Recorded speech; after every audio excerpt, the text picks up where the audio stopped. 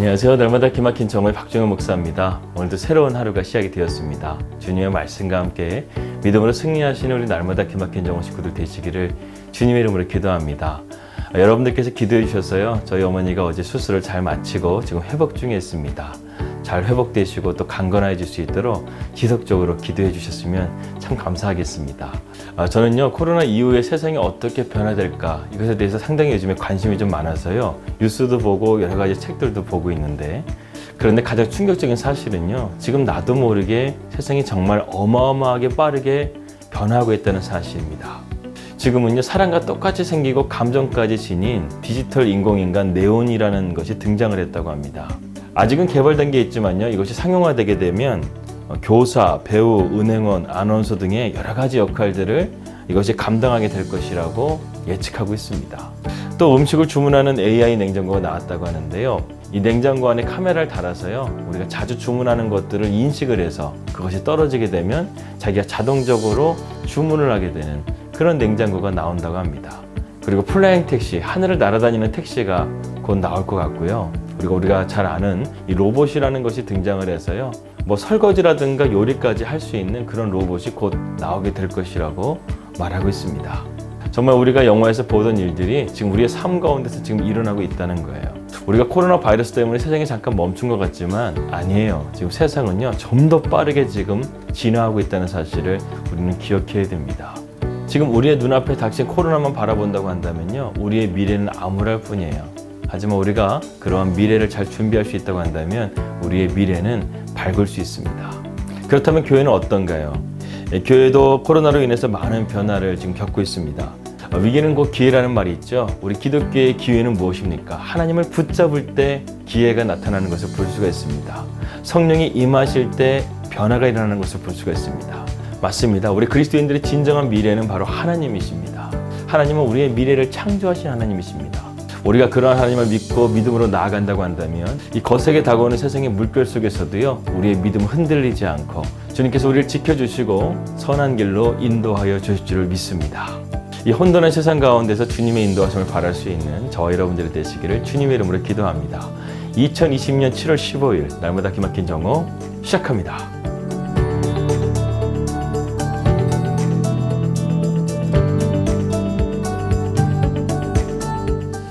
우리는 계속해서 다윗의 삶을 돌아보면서요, 하나님께서 우리에게 주시는 삶의 귀한 교훈들을 배우고 있습니다.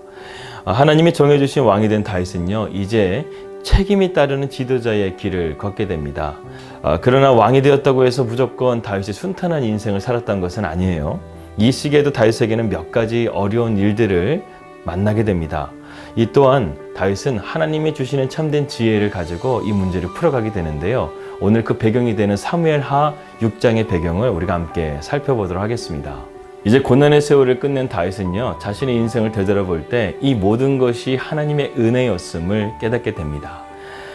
여러분, 인생은 해석이라고 말을 합니다. 우리가 인생을 어떻게 해석하는가에 따라서 우리의 삶의 질과 인생의 방향이 달라지게 됩니다. 다윗은 이 자신의 인생을 하나님의 계획하심 아래 있었다고 해석하고 있어요. 그런데 이제 여부스 족속을 몰아내고 그리고 블레셋 족속을 전쟁에서 승리한 이후에 다윗이 해야 될 가장 중요한 일을 앞두고 있었습니다. 오늘 그 배경이 사무엘상 6장에 나오게 되는데요, 그것은 바로 여호와의 법궤를 예루살렘 성전으로 가져오는 일이었어요. 다윗은 이제 외부적인 조건에서는 안정적인 삶을 살게 되었습니다. 하지만 이제 그가 왕으로서 해야 될 중요한 일이 남아있는데, 그것은 바로 무엇이냐면 이스라엘 백성들을 신앙 공동체로 만들어가는 거예요. 그러기 위해서는 여호와의 법궤가 예루살렘 성전으로 와야 된다고 그는 생각했습니다. 물론 이것도 하나님께서 기뻐하시는 뜻이었어요. 그런데 오늘 이 사무엘하 6장의 말씀 보게 되면 다윗이 처음에 아비나답의 집에 있는 법궤를 가져오려고 할 때 하나님께서 그것을 허락하지 않으십니다. 그리고 그 법궤를 가져오는 과정 가운데서 그 법궤를 가져오는 일을 진두지휘했던 우사가 여호와의 법궤를 만짐을 통해서 그 자리에서 죽게 되는 그러한 비극을 보게 되죠. 왜 다윗은 이렇게 여호와의 법궤를 가져오려고 했을까?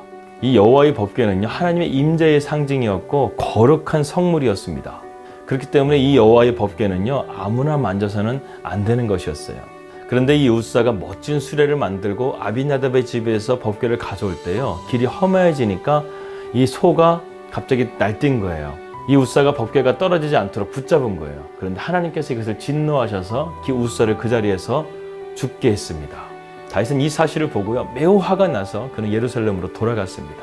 그리고 3개월 동안 칩거하면서요, 도대체 무엇이 잘못되었는지를 하나님 앞에 기도하면서 물었던 거예요. 우리는 이 사건을 통해서요, 내 방식과 하나님의 방식이 차이가 있다는 사실을 발견하게 됩니다. 다윗이 또 한 가지 실수한 것이 있어요. 그것이 무엇이냐면, 다윗은 전쟁에 나갈 때는 항상 하나님 앞에 기도하고 하나님의 뜻을 묻고 전쟁에 나갔는데, 지금 여호와의 법궤를 가져오는 일에 대해서 다윗은 또다시 하나님 앞에 기도했다는 말씀이 없습니다. 물론 적과의 대치적인 상황 가운데서 그런 긴장감은 없었을 거예요. 그렇기 때문에 여호와의 법궤를 예루살렘으로 가져오는 것은 당연히 하나님이 기뻐하실 것이라고 생각을 하고, 하나님의 뜻보다 다윗의 열정이 먼저 앞섰던 것이라는 것을 우리는 보게 되죠. 여러분, 우리가 너무나 열정이 앞서게 되면요, 하나님의 뜻을 못 볼 때가 있다는 거예요. 오늘 다윗이 무엇을 못 봤습니까? 하나님의 법궤는요, 하나님의 지시하신 대로 법궤를 옮겨야 되는데, 그들은 블레셋에 의해서 법궤를 빼앗겼다가 수레에 싣고 베스메스에서 오는 장면을 생각하면서요, 우리도 여호와의 법궤를 그렇게 수레에다 싣고 예루살렘으로 가져오면 되겠다, 이렇게 생각을 한 거예요. 무엇을 의미한 것입니까? 다윗이요, 너무나 열정에 사로잡혀 있어서 하나님의 말씀을 간과했다는 거예요. 출애굽기 25장 12절에서 15절 말씀 보게 되면 여호와의 법궤를 어떻게 다루어야 되는지에 대해서 하나님께서는 분명하게 말씀했습니다. 그리고 하나님께서는 여호와의 법궤를 이동하게 될 때, 거룩하게 구별된 이 레위인들만 법궤를 지고 이동할 수 있었던 거예요. 그런데 다윗이 첫 번째로 아비나답의 집에서 법궤를 가져오게 될 때는요, 이 모든 것들이 다 무시된 거예요. 여러분, 우리 신앙의 열정보다 더 중요한 것이 바로 하나님의 말씀에 대한 순종하는 자세예요. 내 열정이 앞선다고 해서 하나님의 말씀보다 앞서게 되면요, 결국에는 그것은 비극적인 결말로 끝나게 됩니다. 오늘 웃사를 보십시오. 얼마나 안타깝습니까? 어떻게 보면 웃사의 죽음은요, 다윗 리더의 잘못이에요. 그가 하나님 앞에 기도하였다고 한다면, 그가 하나님의 뜻을 묻고 하나님의 말씀을 상고했다고 한다면요, 웃사의 죽음은 없었을 거예요. 그런데 다윗의 실수함을 통해서요, 아까운 부하가 죽은 거예요. 오늘날의 교회 리더들도요, 이 말씀을 잘 기억해야 돼요. 내 열정이 앞세워지면 안 되는 거예요. 하나님의 뜻을 묻고 하나님 앞에 기도하는 주의 종들이 되어야 될 줄 믿습니다. 그런데 하나님의 섭리 가운데 다윗은요, 하나님의 방식, 하나님의 뜻을 깨닫게 하여 주십니다. 이제 이 여호와의 법궤가 아비나답의 집에서 오다가 결국에는 멈춰버리고 오벳에돔의 집에 거하게 됩니다. 이 오벳에돔의 집에 여호와의 법궤가 임하자요, 하나님의 복이 그 집안 가운데 임하기 시작합니다. 성경은 이 오벳에돔이 어떤 사람인가에 대해서는 구체적으로 말하고 있지 않아요. 하지만 여호와의 법궤가 그곳에 있었을 때 그 집안에 재앙이 있었던 것이 아니라 하나님께서 그 집안에 복을 주셨다, 이렇게 말씀하고 있습니다. 다윗은 첫 번째로 여호와의 법궤를 가져오는 것에 실패한 이후에 3개월 동안 있으면서요, 그는 하나님 앞에 기도하기 시작하고 또 하나님의 말씀을 묵상하기 시작했습니다. 그런 가운데서 오벳에돔의 집에 여호와의 법궤가 임하자 그 집안에 복이 내렸다는 사실을 듣게 되고, 다윗은 하나님의 말씀을 깨닫게 됩니다. 내가 실수했구나. 내가 지금 이스라엘 백성들을 신앙의 공동체로 세워가야 되는데 단순하게 여호와의 법궤만 가져오는 것이 아니라 여호와의 법궤를 가져오는 것보다 더 중요한 것은 내가 하나님의 말씀대로 살아가는 것이라는 사실을 다윗은 깨닫게 된 거예요. 그래서 그는 하나님 앞에 엎드려 기도하고 하나님의 말씀대로 여호와의 법궤를 가져오는 준비를 시작합니다. 그리고 3개월이 지난 이후에 하나님의 법궤가 드디어 레위인들이 얻기에 짊어짐을 통해서 예루살렘 성전으로 돌아오게 되는 그러한 놀라운 기쁨을 다윗은 경험하게 되죠. 왕이 되었을 때 다윗은요, 이제는 정말 모든 내 훈련이 끝났을 것이다, 이렇게 생각을 했을지도 모르겠습니다. 하지만요, 하나님 보시기에 다윗은요, 아직도 멀었어요. 그러니까 우리의 삶은요, 우리가 죽을 때까지 우리는 하나님의 말씀을 통해서 배워야 됩니다. 다윗의 삶은요, 한마디로 말해서 하나님의 임재를 사모하는 삶이었어요. 그는 언제나 주님을 모시고 주님과 함께 하고픈 마음이 늘 뜨거웠던 사람이었습니다. 하지만 하나님께서는 그런 다윗에게 한 가지를 더 알려주시는 거예요. 더 중요한 것을 알려주십니다. 다윗아, 네가 나를 사랑하는 마음은 무엇인지 알겠어. 하지만 나는 나의 말을 사랑하는 자를 더 사랑한단다. 이것을 다윗에게 깨닫게 해주신 사건이었다는 것입니다. 여러분, 우리의 삶도 하나님의 복을 받고 하나님의 선한 인도하심을 받기 위해서는요, 하나님의 말씀을 배제하는 삶이 아니라 그 말씀에 우리의 삶을 철저하게 복종시키고 순종할 수 있는 마음의 자세로 나아갈 때 하나님께서는 우리의 삶 가운데 크신 은혜와 복을 내려 주시는 줄 믿습니다. 여러분, 어떻게 보면 인생은 길다면 길고 짧다면 짧은 것이 바로 우리 인생이죠. 우리에게 주어진 이 남은 인생, 하나님의 방법대로 살아갈 수 있는, 내 방식대로 살아가는 것이 아니라 하나님의 말씀의 방식대로 살아감을 통해서 하늘의 복을 받는 저와 여러분들이 되시기를 주님의 이름으로 기도합니다. 오늘 말씀을 묵상하면서 주신 찬양은요, 주 말씀 향하여입니다. 주 말씀 향하여 내가 달려갑니다. 나의 힘도 아닌, 나의 능력도 아닌 오직 주의 성령으로 내가 주님의 말씀을 향하여 달려갑니다. 여러분, 우리의 삶의 방식이 하나님의 방식이 되어져서요, 온전히 우리의 삶 가운데 성령의 권능이 임하고 하나님의 말씀으로 늘 승리하시는 우리 날마다 기막힌 정원 식구들 되시길 바라면서요, 우리 함께 찬양했으면 좋겠습니다.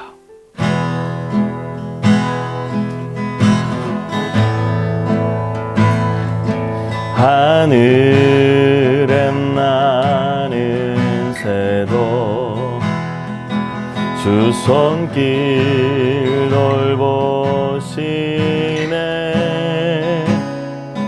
온 땅에 충만한 주 사랑으로 내 마음을 덮으소서. 주 나를 부르셨네. 주의 영광 위에 모든 사람 이끄소서. 주의 영광으로 주 말씀 향하여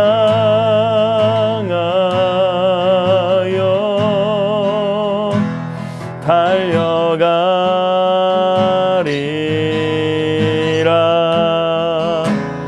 힘도 아니 능도 아니 오직 성령으로 주 얼굴 향하여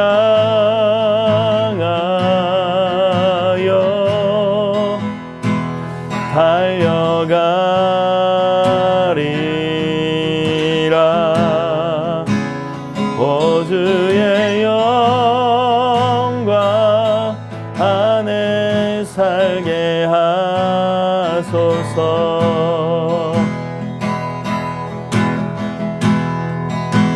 주 말씀 향하여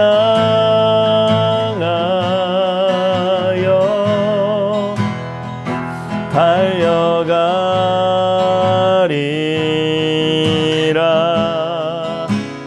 힘도 아닌 능도 아닌 오직 성령으로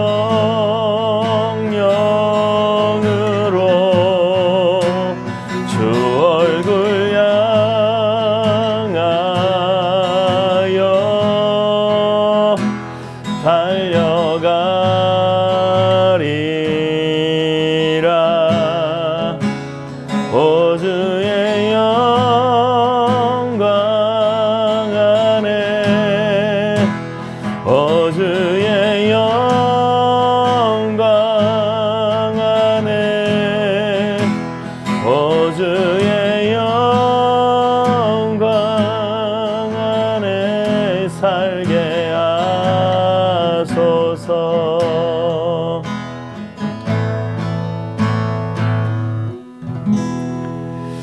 기도하겠습니다. 하나님 아버지, 온전히 주님의 그 임재 안에 살기를 소망했던 다윗의 삶을 하나님께서 축복하여 주셨던 것처럼, 여호와의 법궤가 임했던 오베데돔의 집에 하나님께서 축복하여 주셨던 것처럼, 오늘 우리의 삶 가운데도 하나님의 말씀과 성령으로 임재하여 주시옵소서. 우리가 그것을 사모하게 하시고 이 혼돈의 세상 가운데서 길과 진리와 빛이 되시는 온전히 주님의 말씀만을 붙들고 우리가 오늘도 믿음으로 승리할 수 있도록 인도하여 주시옵소서. 아픈 자들에게는 치유함을 주시는 말씀으로, 길을 찾지 못하는 자에게는 길이 되어주시는 말씀으로, 그리고 낭망한 자들에게는 소망이 되어주시는 말씀으로 우리에게 인도하여 주셔서 말씀이 우리의 삶 가운데 능력이 되어지고 소망이 되어질 수 있도록 하나님 인도하여 주시옵소서. 오늘도 주님의 그 말씀 안에 거하는 우리 날마다 기막힌 정원 식구들이 되기를 간절하게 소망하오며 예수님의 이름으로 기도하였습니다. 아멘. 예, 평안한 하루 되시고요. 우리 믿음으로 승리합시다. 할렐루야.